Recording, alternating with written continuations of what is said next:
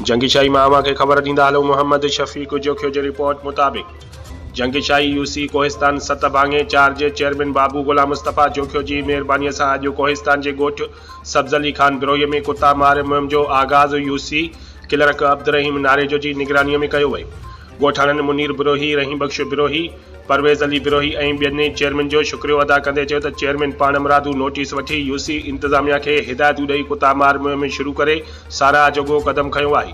उन्हनि चयो त रोलू कुतनि केतिरनि ई माण्हुनि खे चके ज़ख़्मी कयो हुयो, जंहिंजे डप खां नंढड़ा ॿारड़ा स्कूल वञण लाइ तयार न हुआ, जेकी हाणे बेखौफ़ थी स्कूल वञी तइलीम पिराए सघंदा। बाक़ी पालियल कुतनि जे मालिकनि खे हिदायत कई वई त उहे पंहिंजनि जानवरनि खे काबूअ में रखनि। जेकॾहिं कंहिं ॿिए माण्हूअ खे नुक़सानु पहुतो त उनजो ज़िम्मेवार मालिक पाण हूंदो। दोस्तों, यूनियन काउंसिल कोस्तान के चेयरमैन अदा बाबू गुलाम मुस्तफ़ा की मेहरबानी से अॼु कुत्ता मार मुहिम शुरू कई वई, जैमें गोठ सब्ज़ अली खान बिरोही में काफ़ी सारा कुत्ता मारिया विया। हिन वक्त ताईं वो मुहिम जारी है। यूनियन काउंसिल के क्लर्क अब्दुर्रहीम नारेजो ऐं ॿी उन सां जेका टीम है वो इन मुहिम में शामिल है।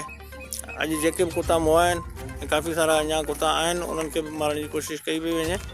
असां थोराइता आहियूं चेयरमैन साहब जा, जंहिं हिन मुहिम लाइ हुकुमनामो जारी कयो।